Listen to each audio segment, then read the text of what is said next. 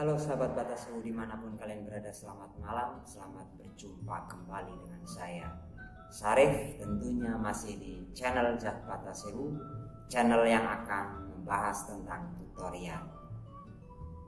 Pada kesempatan kali ini saya akan mencoba membahas mengenai tutorial atau cara untuk mengetahui skor dari nilai rapot yang akan dijadikan untuk proses pendaftaran PPDB online. Nah, kebetulan dari hari-hari sebelumnya banyak dari wali murid yang menanyakan pendaftaran online melalui jalur prestasi rapot dilihat dari nilai itu menghitung skornya bagaimana. Nah, di video kali ini saya akan coba mempraktekkan bagaimana cara menghitung nilai rapot yang akan nantinya diketahui skornya, dan kalian atau para siswa ataupun para orang tua dari siswa yang akan melanjutkan ke jenjang selanjutnya, khususnya di tingkat SMA ataupun SMK, bisa memprediksi skor dari nilai anak-anaknya apakah masuk ke dalam kategori yang telah ditentukan oleh sekolah yang dituju atau tidaknya. Karena tiap sekolahan itu biasanya beda-beda, tiap tahun itu beda-beda skornya. Contoh tahun sebelumnya itu ada yang sampai 500 nilainya, sedangkan tahun kemarin itu rata-rata di 400-an. Cara ini bisa kalian atau teman-teman lakuin untuk mendaftar di jenjang SMA ataupun SMK ya, khususnya di negeri. Karena untuk pendaftaran online ini atau PPDB saat ini itu dilakukan secara online semua rata-rata ya. Kebetulan saya di wilayah Jawa Barat, maka saya akan mencontohkannya di wilayah ini. Nanti untuk di wilayah di luar Jawa Barat menyesuaikan dengan ketentuan yang ada di wilayahnya masing-masing ya. Kita langsung saja bagaimana cara mengetahui skor dari nilai rapot atau prestasi rapot dari siswa-siswi ataupun anak-anak yang akan mendaftar di jenjang SMA ataupun SMK. Kita mulai saja caranya, silakan teman-teman bisa perhatikan cara ini. Sebelum kita memulai tutorialnya atau caranya, ya, bagi yang belum subscribe atau bagi teman-teman yang baru hadir, silakan dukung channel ini dengan cara tekan tombol like-nya, kemudian tekan tombol subscribe-nya, dan silakan bantu share sebanyak-banyaknya agar channel ini bisa berkembang lebih baik. Kita mulai saja, let's go.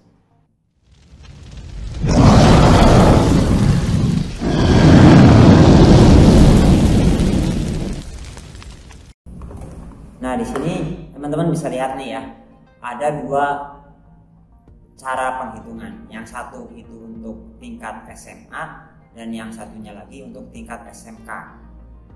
Kita mulai dari yang tingkat SMA terlebih dahulu. Kita buka terlebih dahulu filenya, bagaimana posisinya ataupun format pengisiannya. Oke, kita lihat saja. Nah, di sini teman-teman bisa lihat nih, di sini ada dua file, yaitu untuk yang lulusan SMP dan untuk yang lulusan dari Madrasah Tsanawiyah atau MTS. Kita bahas satu-satu ya. Kita mulai dari yang lulusan SMP terlebih dahulu. Nah, di sini nih untuk yang lulusan SMP ada 11 mata pelajaran yang harus diinput dari semester 1 sampai semester 5 atau dari kelas 7 sampai kelas 9 di semester 1. Nilai yang diinput itu nilai pengetahuan umum, karena di rapot Kurtilas kan ada dua nilai ya. Yang pertama itu nilai pengetahuan dan yang kedua nilai keterampilan. Nah, yang dimasukkan ke dalam format ini yaitu nilai pengetahuannya saja.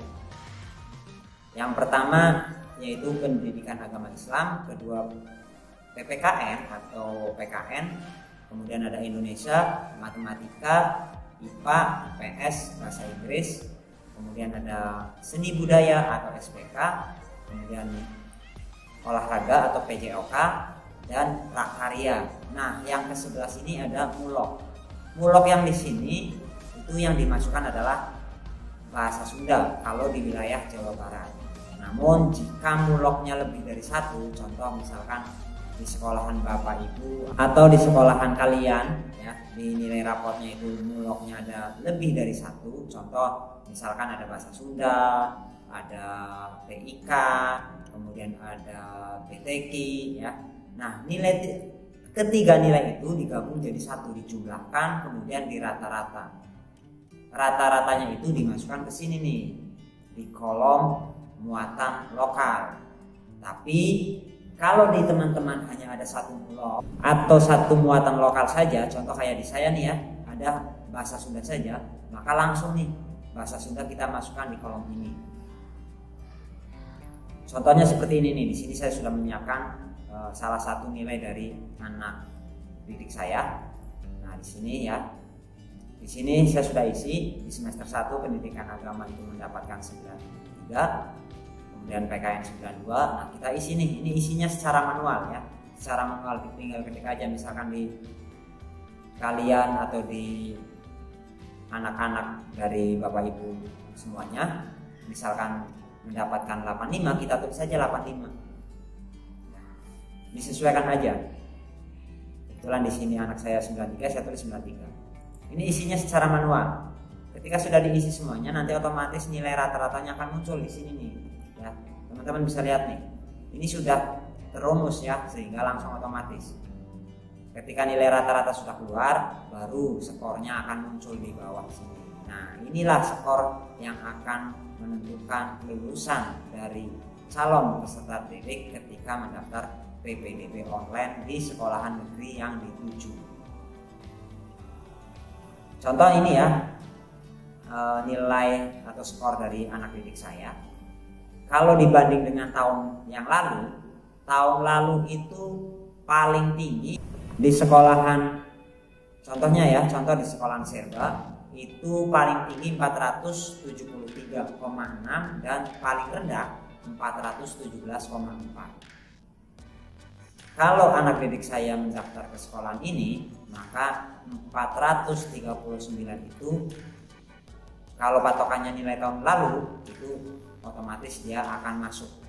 Namun kalau patokannya tahun sebelumnya, karena tiap tahun beda ya, tahun sebelumnya itu nilai tertingginya 500 sekian gitu ya, 500 hampir kalau nggak salah antara 560-an atau berapa. Sedangkan nilai terendahnya itu 440-an atau 450-an gitu. Itu nilai terendahnya tahun sebelumnya. Nah, kalau patokannya tahun sebelumnya, maka nilai peserta didik anak saya itu masih kurang. Makanya skor ini tergantung kepada peserta didik yang pada mendaftar di tahun ini. Apakah nilai dari calon peserta didik ini tinggi-tinggi atau banyak yang standarnya seperti tahun lalu ya, tidak terlalu tinggi. Ketika di awal corona itu nilainya tinggi-tinggi banget. Tapi tahun kemarin nilainya ya rata-rata 85 atau 87, tidak semuanya 90, makanya skornya tidak mencapai 500-an. Untuk tahun ini tergantung nanti peserta didiknya yang mendaftar kebanyakan nilainya seperti apa ya. Kita tinggal berdoa aja, mudah-mudahan hitungan skor ini bisa masuk di tahun ini. Ini untuk yang lulusan dari SMP. Sedangkan kalau yang lulusan dari Sanawiyah atau MTS, beda lagi formatnya. Kenapa beda? Karena untuk pendidikan agama itu sendiri kalau di Sanawiyah dibagi-bagi ya. Contohnya ini nih, formatnya nih yang MTS ya. Untuk pendidikan agama sendiri di Madrasah Sanawiyah itu melalui atau meliputi Al-Quran Hadis, akidah akhlak, fikih, sejarah, kebudayaan Islam, dan ada juga bahasa Arab. Nah, ini harus dimasukkan semua nih sesuai format yang ada di rapot Madrasah Sanawiyah. Teman-teman input semuanya nilainya dari semester 1 sampai semester 5. Ingat, yang diinput hanya nilai pengetahuan saja ya. Nilai keterampilan tidak usah diinput. Ketika sudah diinput, nanti akan muncul di sini nilai rata-ratanya per semester. Nah, untuk mulok sama seperti tadi. Kalau muloknya lebih dari 1, kita jumlahkan terlebih dahulu muloknya. skornya, baru kita rata-rata. Setelah kita rata-rata baru kita input di kolom mulok. Kalau sudah kita input semua, maka nanti di sini muncul skor dari anak-anak atau dari calon peserta didik yang akan mendaftar ke sekolah negeri. Cukup mudah ya. Dan ini sudah dirumuskan untuk nilai rata-rata dan jumlah skornya sudah terumus, sehingga memudahkan kita ketika kita mau menginput nilai anak-anak kita. Oke, yang kedua yaitu yang mendaftar ke SMK negeri. Yang mau mendaftar ke SMK negeri sama, cuman bedanya kalau di SMK negeri, kita buka dulu ya yang SMK negeri. Kalau mau mendaftar SMK negeri itu ada 2 jalur yang melalui rapot. Yang pertama jalur kelas industri atau biasa dikenal rapot unggulan. Yang kedua itu prestasi umum atau rapot umum. Kita bahas dulu yang kelas industri. Melalui jalur kelas industri atau biasa disebut rapot unggulan, ini adanya di tahap pertama biasanya. Ya, jadi di tahap pertama bagi rekan-rekan yang memiliki anak mau melanjutkan ke tingkat SMK, khususnya SMK negeri, tahap pertama itu ada namanya jalur rapot unggulan. Nah, ketika memilih jalur rapot unggulan, maka teman-teman bisa menggunakan format ini. Nah, ini format yang ada di wilayah Jawa Barat ya. Kalau di wilayah Jawa Tengah ataupun daerah lainnya tidak jauh beda, cuman biasanya untuk muloknya itu beda-beda ya, tergantung daerahnya masing-masing. Nah, untuk kelas industri atau rapot unggulan hanya 5 pelajaran saja. Teman-teman bisa lihat di sini ada bahasa Indonesia, matematika, IPA, IPS dan bahasa Inggris. Kelima pelajaran ini nilai pengetahuannya wajib diinput dari semester 1 sampai semester 5. Ini inputnya sama, manual. Ya, manual gitu. Setelah kita input, maka muncullah nilai rata-ratanya. Setelah muncul nilai rata-rata, kita isi bobotnya. Ini bobotnya itu diisi secara manual ya. Contoh nih saya hapus. Bobot ini dapatnya dari mana? Bobot ini bisa kita tulis dari, nah di samping ini ada nih tabel mengenai bobot dari masing-masing pelajaran. Contoh saya ambil yang kelas industri teknologi konstruksi ya. Untuk Indonesia itu bobotnya 2, kita tulis aja manual ya 2. Kemudian matematika 3. Nah, kita isi aja sesuai bobot yang ada. Kalau sudah, maka nilai akhirnya akan muncul seperti ini. Ketika nilai akhir ini muncul, maka ranking juga akan muncul di bawah ini. Nah, ini ranking dan nilai akhir serta rata-rata sudah dihitung secara rumus, sedangkan bobot dan nilai yang kita input itu diinput secara manual ya. Kemudian ada lagi jalur yang kedua yaitu prestasi umum. Prestasi umum itu biasanya adanya di tahap kedua berbarengan dengan jalur zonasi. Seperti apa cara inputnya? Tidak jauh beda dengan yang tadi, bedanya di sini pelajarannya ditambah 2. Yang tadinya cuma 5 pelajaran. Nah, untuk yang prestasi rapot umum itu ada 7 pelajaran.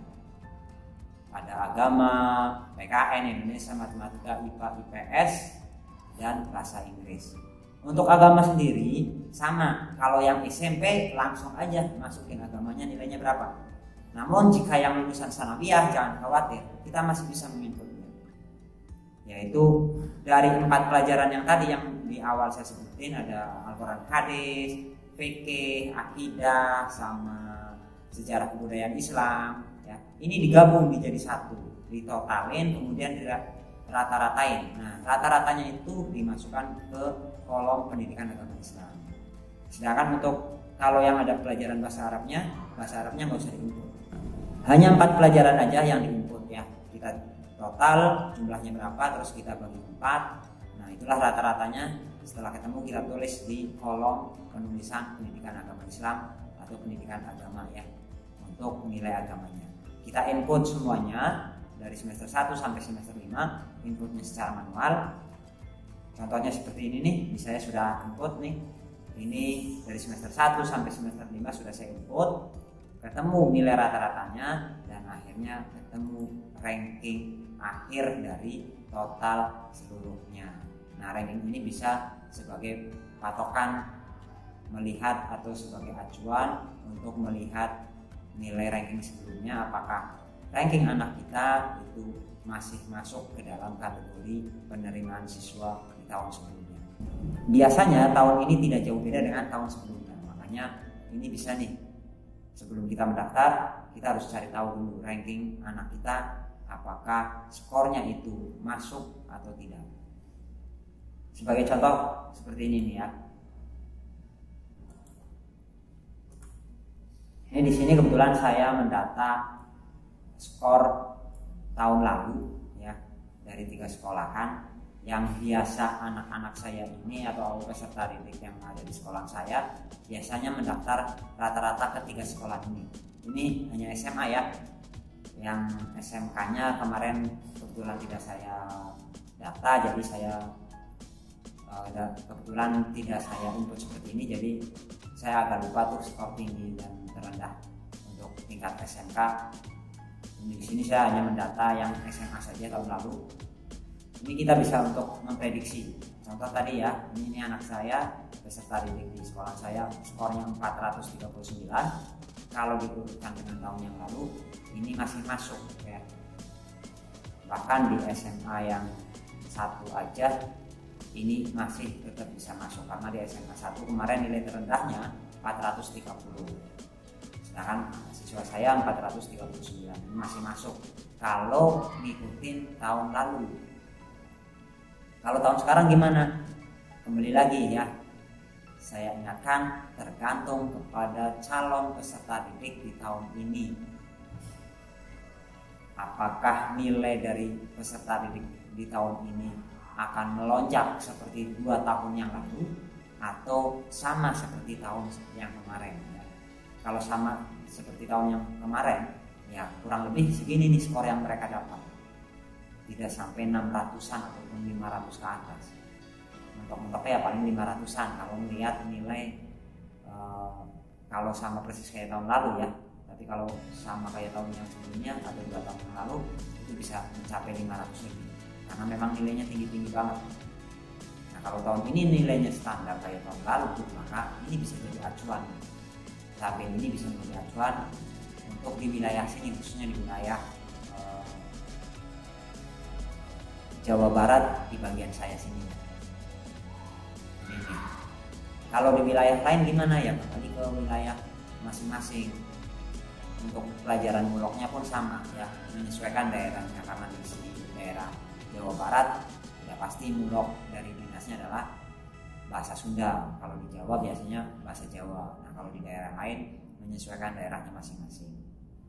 Bagi teman-teman yang pengen filenya atau format penghitungan skornya, jangan khawatir, nanti saya kasih di dalam deskripsi ya, teman-teman bisa ambil, silahkan tinggal dipraktekkan saja untuk mengetahui skor dari anak-anak yang akan kita daftarkan. Oke, itulah tadi cara mengetahui skor anak-anak kita untuk mendaftar ke jenjang selanjutnya, khususnya tingkat SMA ataupun SMK negeri. Mudah-mudahan apa yang saya paparkan tadi bisa bermanfaat dan bisa membantu rekan-rekan semuanya, khususnya bagi para peserta didik dan wali murid yang akan mendaftarkan anak-anaknya untuk melanjutkan ke jenjang berikutnya.